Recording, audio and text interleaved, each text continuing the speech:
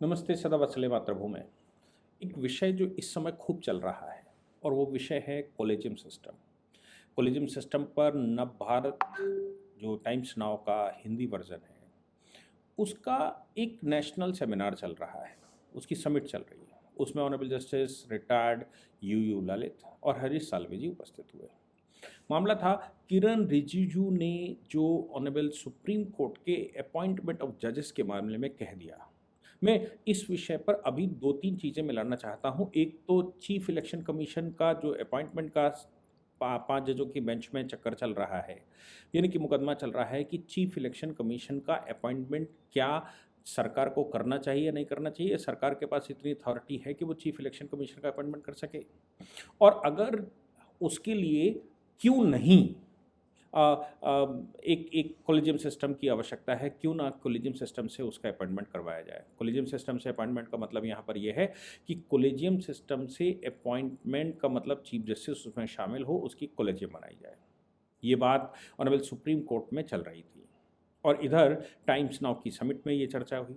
उधर किरण रिजिजू जो कि लॉ मिनिस्टर हैं भारत के, उन्होंने ओपन स्टेटमेंट, हालांकि वो स्टेटमेंट लंबे समय से पिछले 1 वर्ष से मैं जब से उनका अपॉइंटमेंट हुआ है तब से मैं उनके स्टेटमेंट सुन रहा हूँ। वो इसलिए दे पा रहे हैं क्योंकि वो रेगुलर प्रैक्टिशनर नहीं हैं।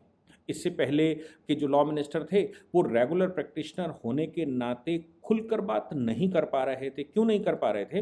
क्योंकि खुलकर बात अगर वो करेंगे और उनके केसेस कोर्ट में जाएंगे, उनको उसी कोर्ट में प्रैक्टिस करनी है, रोजी रोजगार उसी कोर्ट में है। इसलिए आपने अक्सर देखा होगा कि ऑनरेबल सुप्रीम कोर्ट के विषय में कभी भी कोई बात आती है क्रिटिसिज्म की, तो जो रेगुलर प्रैक्टिशनर हैं सुप्रीम कोर्ट के, वो उस पर खुलकर बात नहीं कर पाते। कहते हैं, नो डाउट, ऐसा नहीं है कि वो नहीं कहते हैं, वो कहते हैं, लेकिन वो बात घुमा कर कहते हैं क्योंकि वो सीधा कह नहीं सकते। और अगर कहते भी हैं तो वो उतने हार्ड फास्ट नहीं कह सकते जितना किरण रिजिजू जी जो इस समय लॉ मिनिस्टर हैं वो कह रहे हैं। किरण रिजिजू जी के स्टेटमेंट पर हरीश साल्वे से प्रश्न पूछ लिया गया। किरण रिजिजू जी के स्टेटमेंट पर यू ललित साहब से प्रश्न पूछ लिया गया। तो ये 2-3 चीजें एक साथ आईं और चैलेंज हैं। मामला ऑनरेबल सुप्रीम कोर्ट के नए चीफ जस्टिस का भी है, जो नए चीफ जस्टिस ने ये 5 जजों की बेंच बनाई है। और नए चीफ जस्टिस के विषय में हमारे देश में बहुत सारे लोगों ने उनके 2-3 जजमेंटों को सही से क्रिटिसाइज़ किया है। जिसमें वो बाईगाम जो जो जो जो जार कर्म का मामला है, यानी कि किसी के दूसरी पत्नी के साथ, महिला के साथ संबंध बनाने को लेकर, सेक्सुअल ऑटोनॉमी, कुछ partial rape by the husband, gay marriage, या जो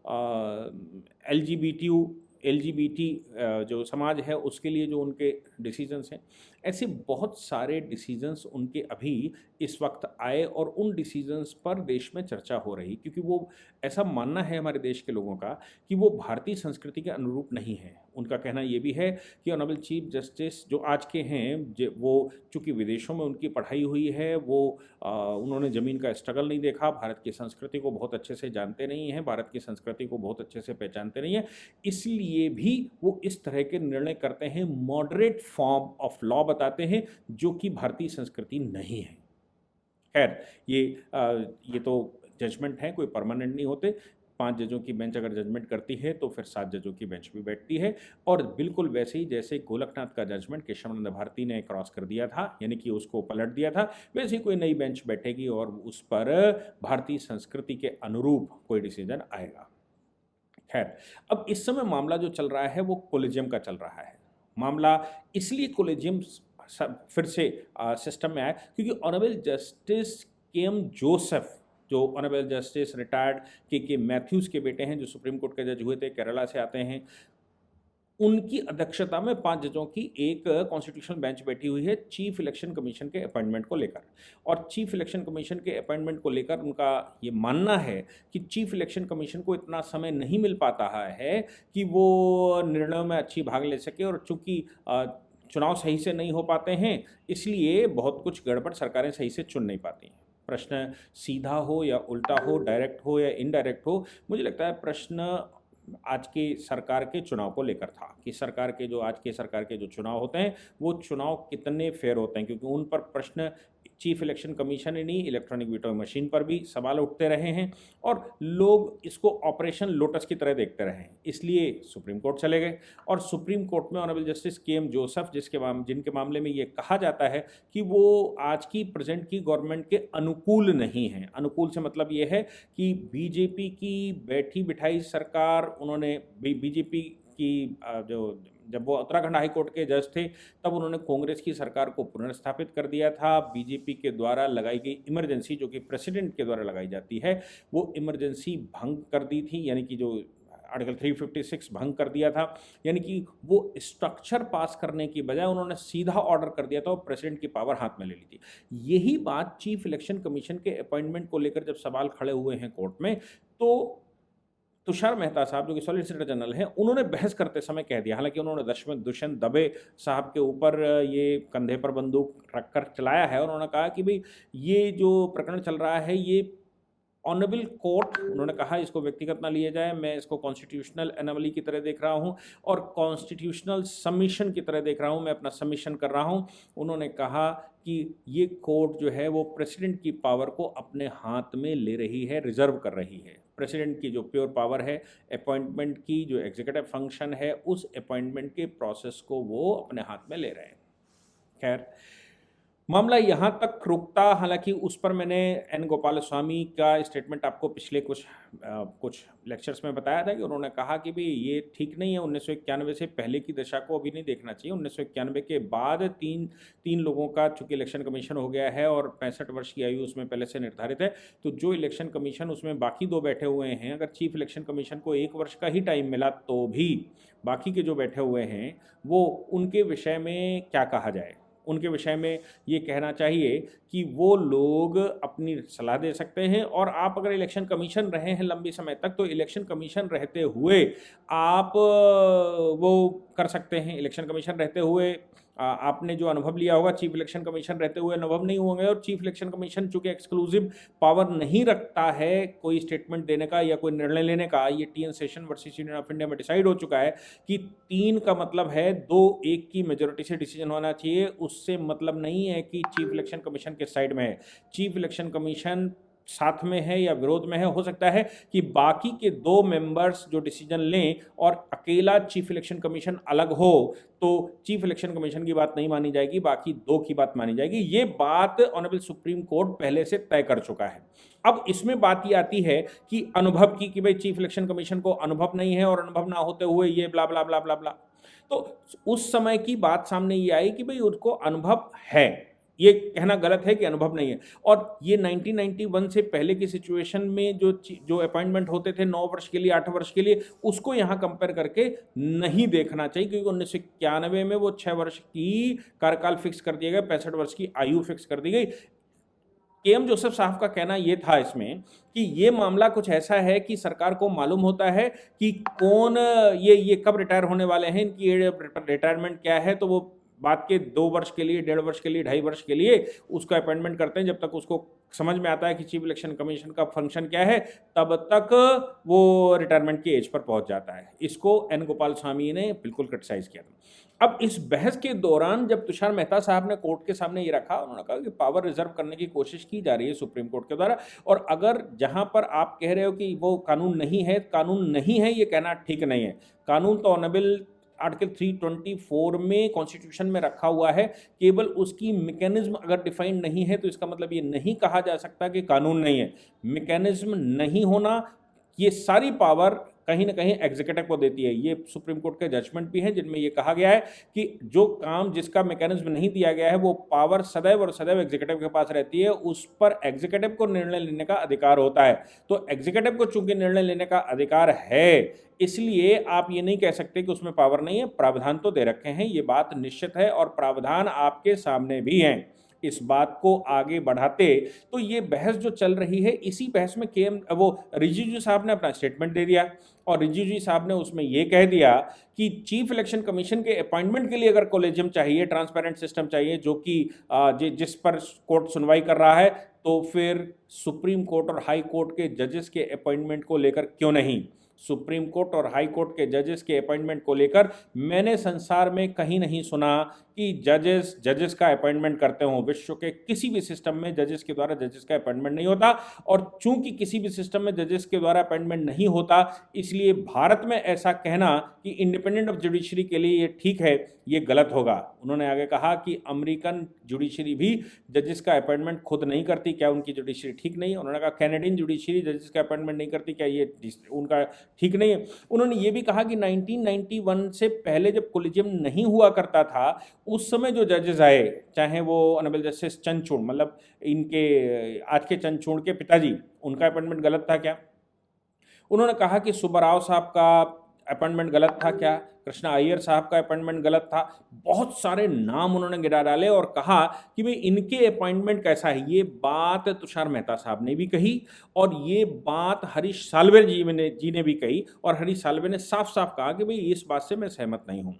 हाँ, उन्होंने कहा कि किरण रिजिजू साहब अपनी लिमिट पास कर रहे हैं और वो सुप्रीम कोर्ट के जुरिडिक्शन के पर प्रश्न खड़े कर रहे हैं, सुप्रीम कोर्ट के निर्णयों पर प्रश्न खड़े कर रहे हैं, सुप्रीम कोर्ट की हियरिंग पर प्रश्न खड़े कर रहे हैं। सुप्रीम कोर्ट अपनी बाहें फोल्ड नहीं कर सकता उनके अनुसार या गवर्नमेंट के अनुसार, ये बात ठीक है।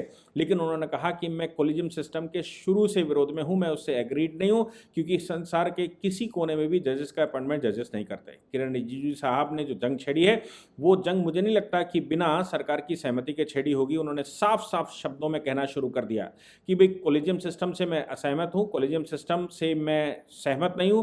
दूसरा, जजेस के द्वारा या कोर्ट के द्वारा ज़्यादा से ज़्यादा इंटरवेंशन सरकार के फंक्शंस में ठीक नहीं है। सरकार के फंक्शंस में इंटरवेंशन जुडिशरी की अपनी एक लिमिट के बाहर होता है। अब चूंकि उन्होंने कह दिया कि जुडिशरी की लिमिट के बाहर है, तो जुडिशरी के तरफ से भी ये हम पलटवार होना स्वाभाविक था।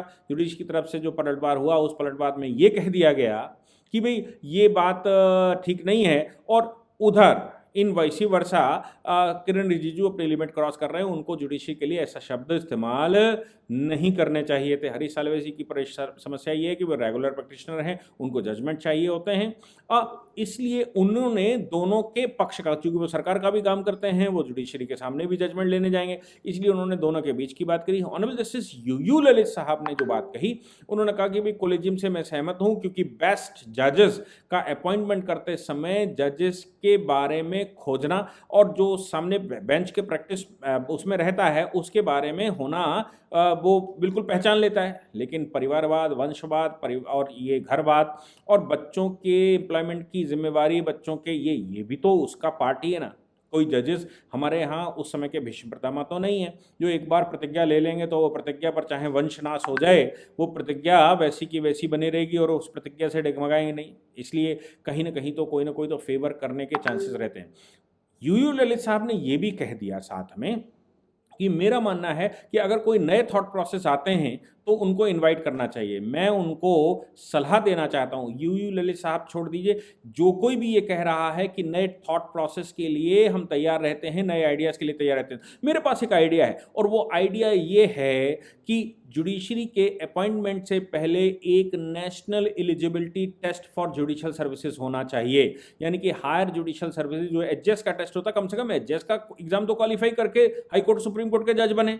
अगर वो एचजेएस का एग्जाम क्वालिफाई नहीं कर सकते हैं और सुप्रीम कोर्ट और हाई कोर्ट के जजेस का अपॉइंटमेंट उनके चेहरे देखकर, उनकी प्रैक्टिस देखकर होता है, तो इसमें नाइंसाफी या इसमें भेदभाव होने की पूरी संभावनाएं रहती हैं। इसलिए मैं देश के सामने ऑनरेबल जस्टिस यूयू ललित साहब ने जो कहा कि नए आइडियाज को यहां इनवाइट करना चाहिए, मैं नया आइडिया देता हूं कि एक एग्जाम जरूर होना चाहिए, उसके बाद कोलिजियम बैठे या एनजेएसी बैठे। जब तक जजेस का एग्जाम क्वालिफाई ना कर ले, आप सुप्रीम कोर्ट में प्रैक्टिस के लिए एओआर का एग्जाम करते हैं, जबकि वो लॉ की डिग्री लेकर आता है, वो बार में रजिस्ट्रेशन लेकर आता है, फिर भी आपने कहा एओआर का एग्जाम होना चाहिए।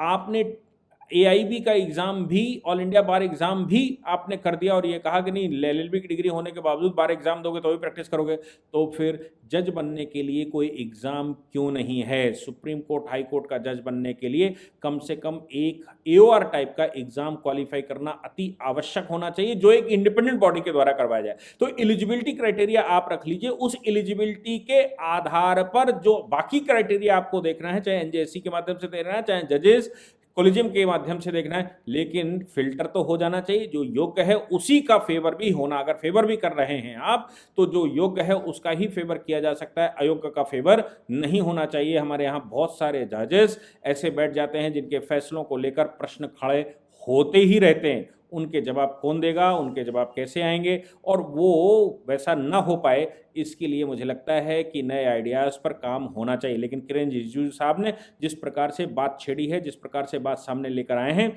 वो काबिले तारीफ है। सरकार अब एक्शन मोड में दिख रही है, सरकार जुडिशरी को कटघरे में खड़ा कर रही है, कम से कम जजेस अपॉइंटमेंट मामले में तो कर ही रही है, क्योंकि देश में अनसेटिस्फैक्शन हो रहा है। ये हरीश साल्वे साहब ने भी कहा, ये बात तुषार मेहता साहब भी कह रहे थे, और ये बात किरण रिजिजू साहब ने भी कहा है कि जो अपॉइंटमेंट है, जो चुनी हुई सरकार है, जनता जिनको चुनकर भेजती है, कम से कम अपॉइंटमेंट उनके हाथ में होना चाहिए। अपॉइंटमेंट करने का अधिकार उनको बिल्कुल नहीं होना चाहिए जो स्वयं उसी पोस्ट पर हैं। इसलिए उसका, और जब ऐसा होता है अपॉइंटमेंट, तो फिर उसमें एलिजिबिलिटी टेस्ट ज़रूर होता है। बिना एलिजिबिलिटी टेस्ट के कोई भी चॉइस किसी को नहीं देती है। प्योर चॉइस दे देंगे तो फिर भीष्म पितामह की तरह प्रतिज्ञावान हमारे यहाँ जजेस नहीं हैं।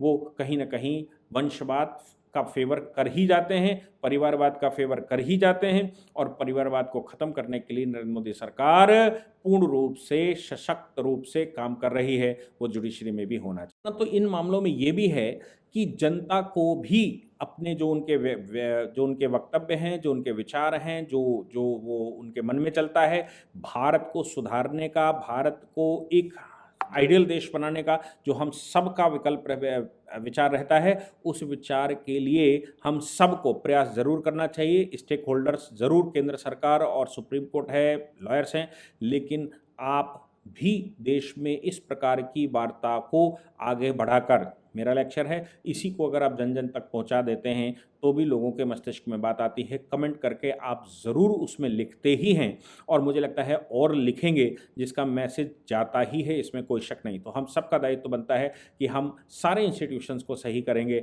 वो चाहे जुडिशरी हो, चाहे लेजिस्लेचर हो, चाहे वो एग्जीक्यूटिव हो। एग्जीक्यूटिव तो हर 5 वर्ष में में जनता के सामने जाता ही जाता है। इसलिए मुझे लगता है कि हम सबको ये करना ही चाहिए। जय हिंद, जय भारत, वंदे मातरम।